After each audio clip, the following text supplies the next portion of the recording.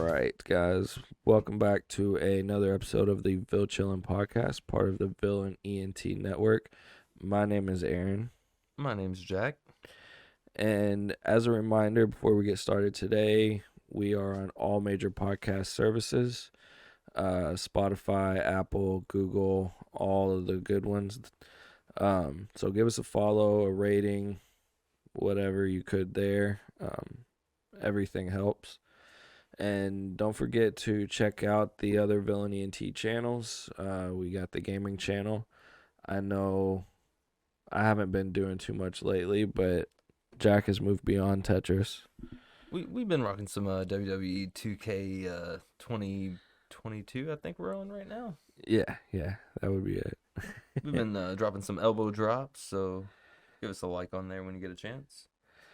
Yeah, and I'm waiting for Modern Warfare 2 to drop. It should be out pretty soon. So I got that. That's cross-platform, so we might be able to do some multiplayer there. That'd be awesome.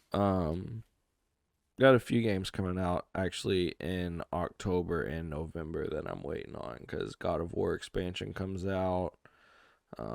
There's a few things coming out soon, so Nice. Yeah, should be a good month for streaming games. When's the next time you think you'll be on there?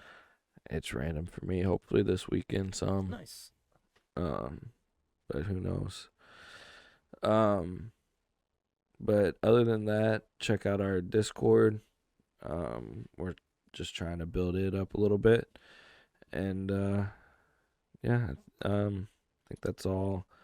Oh no! Stay tuned in for Sunday's episode for sure because it's our Halloween spooky Louisville themed episode. And I think that is all we had. So, beyond that, our topic for today is Louisville businesses. Some of the top companies in Kentucky. And actually, this is Louisville specific. So. Oh, okay. Yeah. I missed the notes. I mean, they probably also spreads to Kentucky, but these are one specifically based in Louisville. So this is all Louisville employment and everything that we're going to be talking about. It's not statewide. So imagine what some of these numbers could be for some of these companies if it was statewide. Which we'll probably do that one day too. But basically our goal here today is to kind of introduce a little mini series we want to do talking about Louisville businesses and like the main businesses, public, private, the major employers, and then we're kind of just going to introduce the summaries today and then hopefully do a deeper dive on some of them at a later date. Probably more dedicated episodes to get into more detail.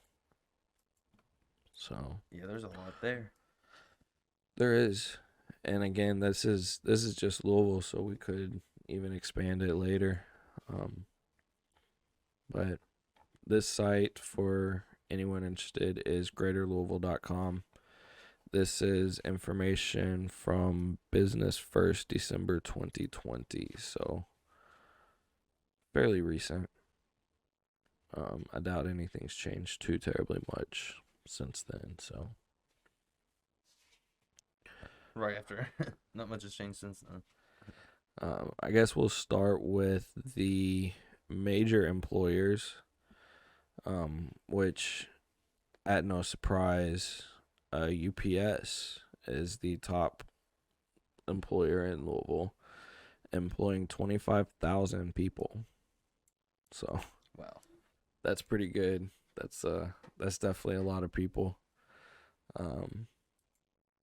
And I know a lot of that's students, so that's awesome because it's hard for some students to find employment. But what's kind of interesting is the next top one is Jefferson County Public Schools. And what's interesting is it drops to 14,000.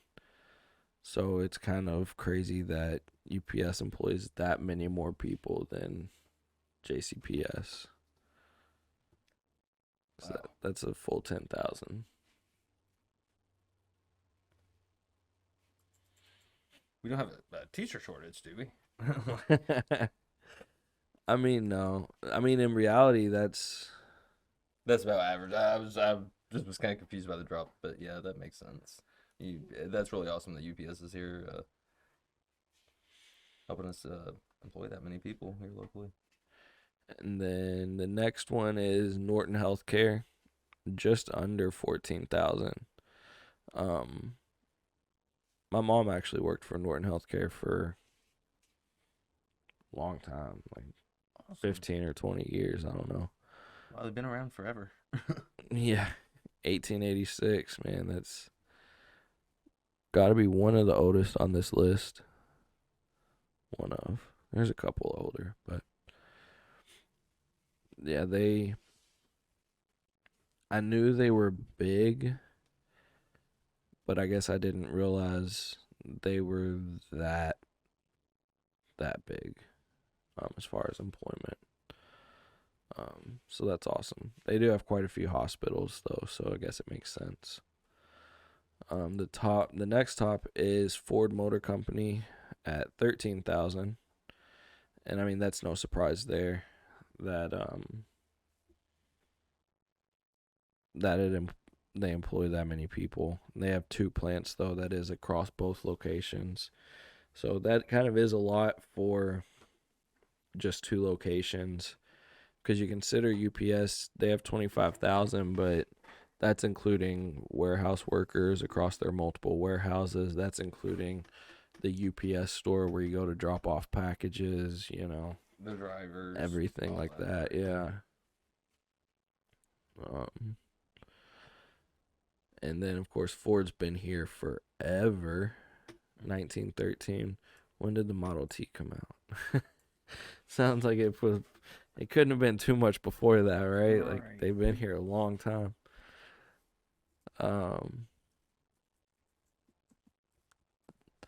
The next top is Humana at 12,000.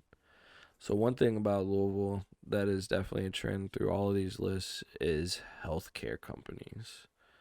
There's a lot of healthcare companies based in Louisville. That's kind of interesting. I would attribute it to the next and last one we're going to mention, but the U of L.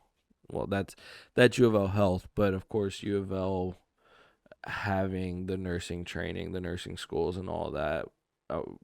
That probably attributes a lot to there being so many health-based companies in Louisville. Maybe That makes sense, but yeah, I mean, if we're not the healthiest, then it makes sense to have a bunch of healthcare. I mean that. well, I mean, we're not gonna say that though. well, we already said that. Oh, did we say that? And that brings us to the next category we were going to talk about. The top publicly traded companies of Louisville. So Humana is at the top with just under $65 billion in revenue. Is that with a B? That is billion with a B. Um, and then the astronomical drop to $5.6 billion from Yum. Now, if Humana wasn't here, I would already think, like, wow, that's a lot of money Yum's bringing in, right? But then, wow, that's almost a $60 billion difference. You know what I mean? That's a lot of billions. Like that's not even a lot of money. That's just a lot of billions. I haven't done the math yet, but I think that's more than all the other ones on the list combined. Honestly, yeah. Yeah, you got to be right there. That's just wild. And yeah, to your point, Yum is of course, KFC, Taco Bell, all the good fast food we love. But Yum does, of course, they have the stadium here now, so I'm sure some of that money's in there. That too. So all the entertainment. I would assume so. I would think. Yeah. Or, part of it. I'm sure part of it goes to. Yeah, parts of it would go to Yum. And of course, again, this is total revenue. So, because they're publicly traded companies. So, I mean, who knows where all that money is really coming from, right? The next is Brown-Forman Corporation, which is bourbon and spirits producer. No shock there that Louisville has, or one of the top Louisville companies is a spirits producer at $3.36 billion. And that's everything. That's Jack Daniels. That's Forrester. You know, like that's. There's a lot of them. Yeah, there's a whole lot of them. One I was really shocked to see on the list though was Texas Roadhouse at $2.76 billion. So you know what? Good for Texas Roadhouse for almost matching a freaking bourbon producer in the state of Kentucky. Dude, it's that the rose and that butter. That butter, man, that cinnamon butter, it's amazing. They got some. All of their food is actually really good, though. I've never been to Texas Roadhouse and been disappointed. Their ribs are always good. Their the burgers are good. I had Southern Fried Steak one time from there. It was really good. Like, everything that they have is good. So they just can't have the peanuts anymore because it's a safety hazard apparently. Which I get. Those floors were slick, but I know a lot of people. The best part is like you get bored, you just wait to eat some peanuts. Yeah, exactly. Well, and you always had a ton of leftovers when you left because you fill up on a bunch of protein from the peanuts before you get to eat, and then you sit down and you eat more peanuts and like at least a half a dozen rolls. I mean, of course. The best part. The row is the best part. Yeah. Pizza. Oh, Papa John's. Yeah, at 1.62 billion, which as Papa John, I don't know how I would feel about my pizza being outsold by that much by steak and rolls, but it's still, and you know what, that's actually kind of surprising considering all of what Papa John's has done through the years. You know what I mean? Yeah, as a company. Yeah, they've had some PR. Of course, I was trying to avoid that a little bit, but you know, they've had a history. As a company, they've done some pretty major things. So, Pizza Week.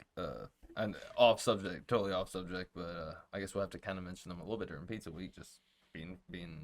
I mean, they'll get a mention, but just they're not part of Pizza Week because no, not at all. They're not. Yeah.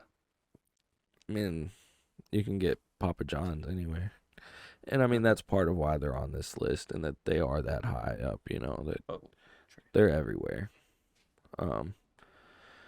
And the last one from the publicly traded companies that we're going to mention, which I also find interesting, is Churchill Downs at $1.33 billion.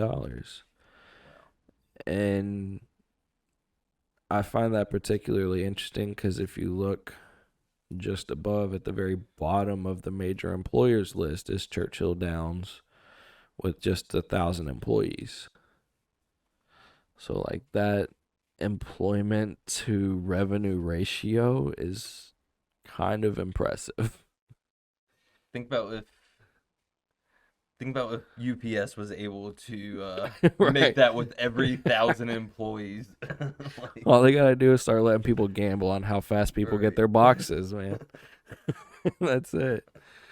But no, of course, Churchill Downs they're a big staple anyways outside of the gambling, just for races in general. I mean, they've been around forever. Like 1875 is what this list says. So, right, and it's not just that one day, right? That's exactly. That's the whole year. The Derby isn't the only race that happens. It's just clean up. It's a historical race and everything. And then yeah, exactly. So good for them though. our last real category is the top private sector companies. And to be honest, I don't know a whole lot about any of these. I've heard of a few of them, but initially I wasn't even going to include these, but then I saw an interesting trend. So the top private sector company is Bright Spring Health Services, 4.86 billion. Next is Kindred Healthcare LLC, 3.2 billion. Steel Technologies, 2.37 billion. And Signature Healthcare LLC, 1.13 billion. 3 out of the top 4 private sector companies are healthcare services. And again, I don't know anything about these companies, but I think it'd be interesting to just kind of see, like, are they in the same field? Do they all just happen to excel at doing different things to make themselves that profitable in Louisville? Like, what exactly is the trend there? You know what I mean?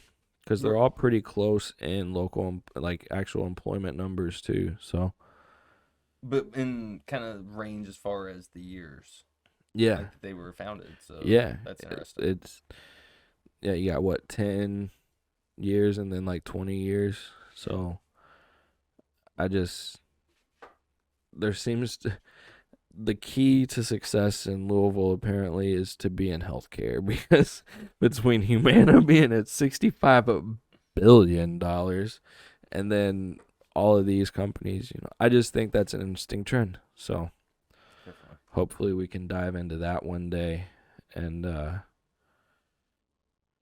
don't know, just try to see if we can see if there's a reason for it, or and who knows, maybe there's not, or maybe I'm not smart enough to figure it out when I start looking into it. But either way, I just thought it was an interesting trend. So Definitely. I think that's really all we had planned for this. Just wanted to introduce that topic again.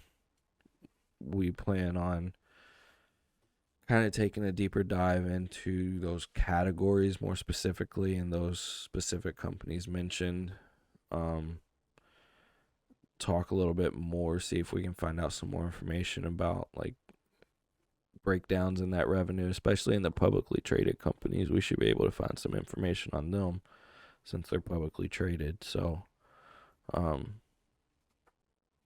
Maybe go into a little bit more of their histories, how they were founded. If they were Yeah, founded here, how they got it or transferred exactly. here, Or and like why. why are they here? Right. Like with UPS, I mean, I've always made some assumptions over the years, but who knows? Maybe we dig into it and find something else. That'd be So, awesome. Yeah.